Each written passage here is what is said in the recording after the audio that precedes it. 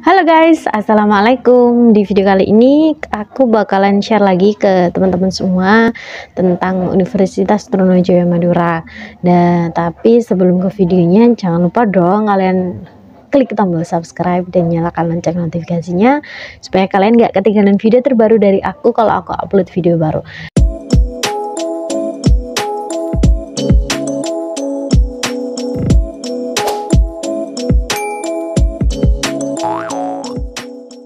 Kali ini aku bakalan share ke teman-teman semua tentang informasi perkuliahan selama aku kuliah di Universitas Trunojoyo Madura. Oke, kita skip dulu ya karena kita emang sudah lama banget gak bahas dunia kepautan, jadi kita skip dulu dunia kepautannya. Insya Allah mungkin akan ada di video selanjutnya aja ya, karena aku sekarang bener-bener mau nge-share dulu tentang pengalaman selama di Universitas Trunojoyo Madura. Video kali ini aku bakalan bahas tentang hal-hal aneh atau mengagetkan selama aku kuliah di Universitas Trunojoyo Madura, atau especially selama aku tinggal di Madura. Itu hal-hal mengagetkan apa aja sih? Nah pasti guys, kalau misalkan kita ke suatu daerah pastikan ada yang namanya culture shock gitu loh, sama budayanya, sama bahasanya, cuacanya dan lain sebagainya, itu pasti akan ada. Nah, di sini aku juga akan ceritakan selama aku ada di Madura itu seperti apa. Pertama kali aku ke sana dan lain sebagainya. Jadi aku tuh sebenarnya memang nggak pernah ya yang namanya ke Madura, nggak pernah sama sekali. Kalau nggak karena kuliah ini aku nggak bakalan bisa ke Madura gitu ya. Jadi pertama kali aku ke Madura itu aku saat kuliah di UTM ini, menempuh pendidikan kuliah S1 selama 4 tahun. Dulunya pas aku tahun 2016 saat aku ke Madura itu, atau especially ke UTM lah, ke UTM gitu, itu masih belum bener jauh dari yang sekarang tahun 2022. Dulunya itu kalau aku misalkan mau ke area UTM itu harus jalan kaki panjang banget, dan di situ area Telang atau daerah jalan menuju UTM itu masih banyak sekali rawa-rawa dan juga sawah-sawah. Kalau sekarang kan sepanjang jalan udah orang jualan semua ya, kafe-kafe, restoran dan lain sebagainya. Kalau dulu itu benar-benar jalan yang sepi banget gitu loh. Jadi saat kita ke asrama, saat kita ke kampus itu benar-benar sepi banget, jalan kaki sampai gempor gitu. Aku berdua sama ibu aku, dan itu benar-benar kaget banget, dan waduh pokoknya sangat mengejutkan. Oke, langsung aja kita ke poin-poinnya ya. Di sini ada 4 poin yang bakal aku sampaikan. Culture shocknya mulai dari bahasa, makanan, cuacanya sampai dengan budayanya. Oke, langsung aja kita ke poin yang pertama.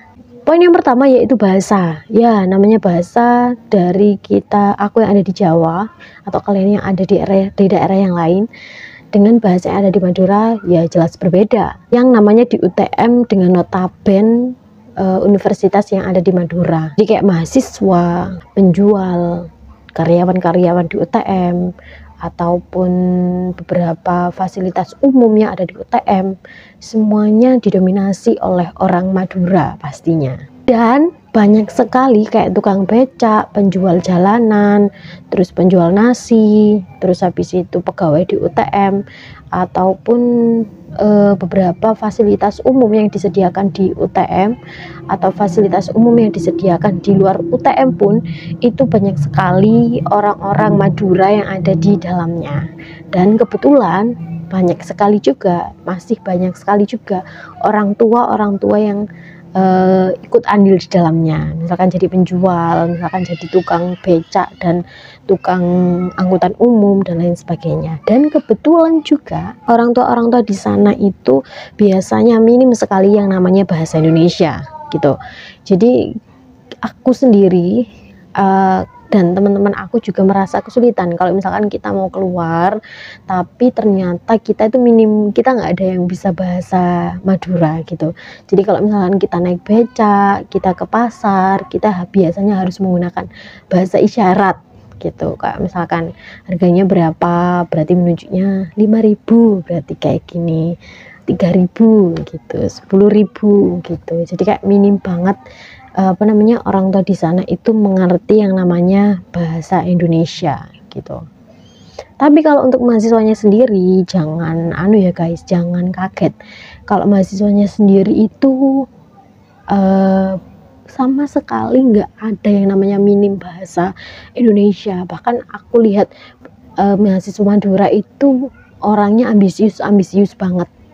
Terus habis itu pasti organisatoris banget, ambisius, dan kalau kuliah pun sangat-sangat apa namanya, sangat-sangat totalitas gitu loh. Mereka itu totalitas banget gitu loh. Jadi kalau kita mau ngajak berdiskusi, kita mau ngajak tukar pikiran mahasiswa Madura, itu dia itu pasti brilian banget gitu loh, dan ambisius banget kalau kuliah. Dan jangan khawatir juga guys, kalau misalkan kita mau keluar-keluar, kalau kita ke pasar, kemanapun, jalan-jalan kemanapun, usahakan kalian harus didampingi oleh teman Madura.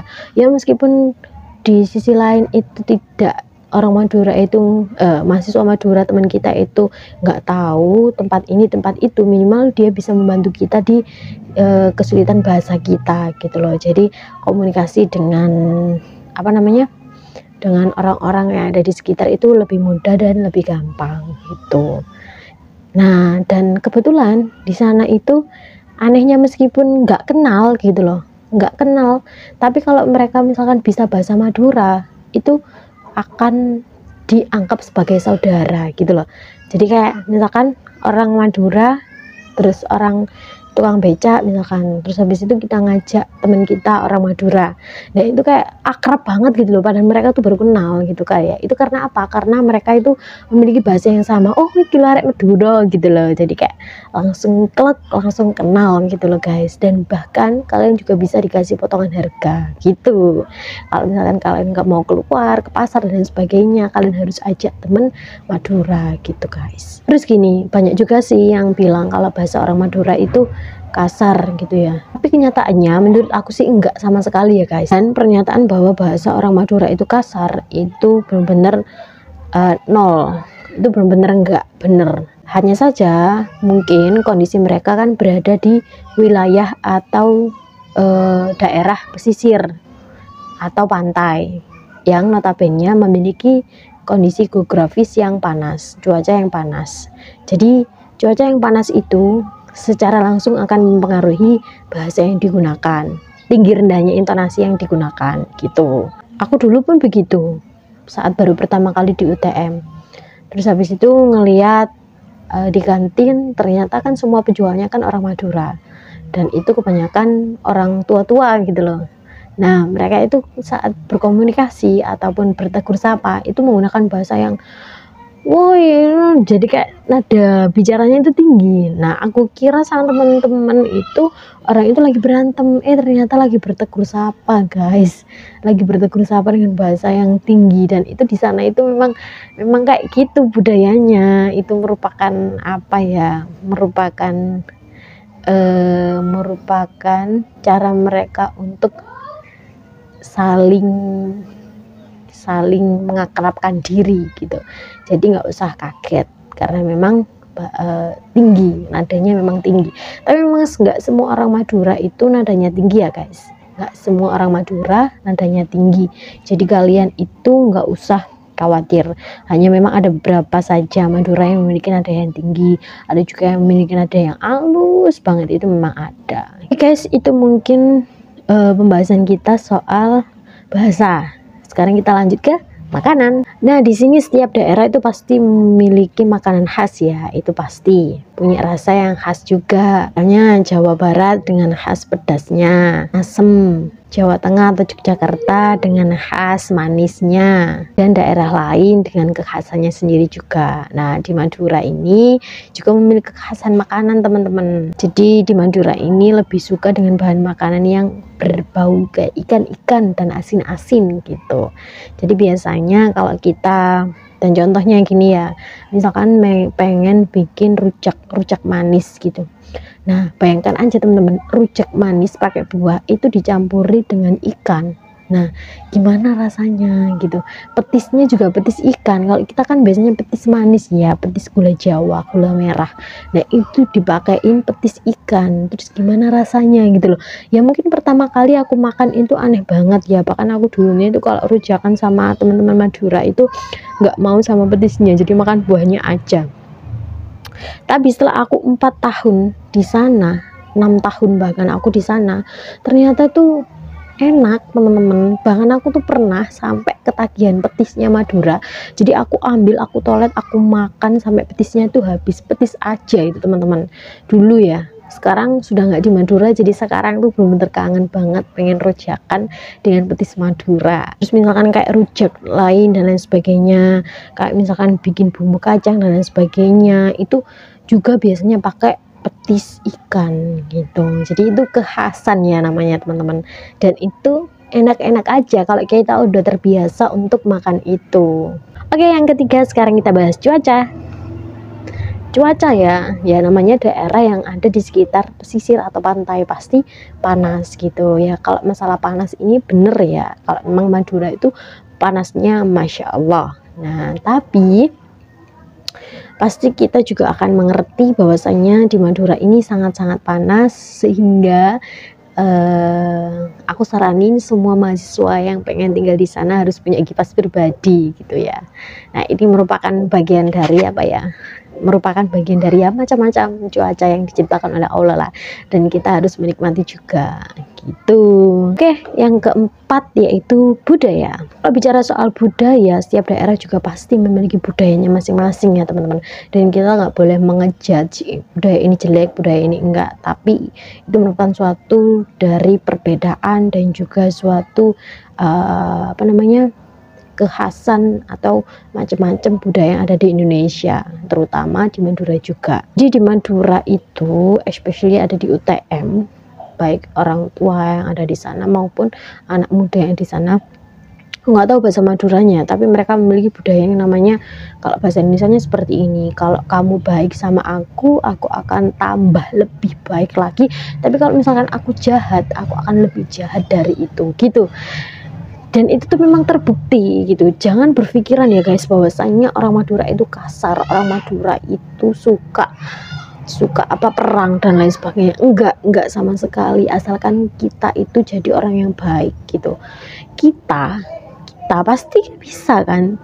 Dan kebetulan memang ini budaya yang diterapkan sih sama semua orang. Kalau misalkan kita ada orang yang berbuat baik ke kita, kita pasti bakal balas yang baik. Kalau kita ada orang yang berbuat buruk, pasti kita akan balas yang lebih buruk. Kita akan balas buruk, bukannya gitu ya. Misalkan di daerah yang lain juga kayak gitu kan, nggak cuma di Madura sih menurut aku. Cuma di Madura ini plusnya adalah kalau kita berbuat baik dikit aja, itu akan dibalas berlipat-lipat ganda sama orang di sana. Itu sangat plus sekali, dan kekeluargaannya itu benar-benar merangkul banget gitu loh guys. Jadi aku juga pernah ya, aku main ke rumah temanku yang ada di Madura, benar-benar aku tuh dianggap sebagai tamu raja, terus dianggap sebagai anak sendiri juga sama orang tuanya, apapun diberikan gitu. Nah, itu karena memang apa? Nah, ini loh temennya anakku, baik sama anakku diajak apa namanya? Kayak diajak bareng-bareng temenan gitu. Jadi apapun itu aku sudah merasakan kebaikan orang Madura itu sangat luar biasa. Bahkan aku juga pernah kan ngajar di Madura, dan orang tuanya itu Masya Allah kalau ke kita itu sangat-sangat santun, sopan, dan juga sangat-sangat menghargai kita gitu loh, sangat-sangat teman-teman. Tapi jangan sampai kalian melukai hati orang Madura ya. Ya bukan orang Madura aja, semua orang juga seperti itu. Jangan sampai melukai gitu. Pasti kita juga akan dibales, entah itu sama orang itu, sama Allah, ataupun sama pihak yang lain gitu. Pasti kita akan mendapat karma gitu. Oke guys, mungkin itu aja penjelasan aku kali ini mengenai culture shock atau hal-hal mengagetkan selama di Madura, selama pertama kali di Madura. Mungkin kalian ada rekomendasi video yang lain, bisa langsung share di kolom komentar. Terima kasih. Assalamualaikum warahmatullahi wabarakatuh.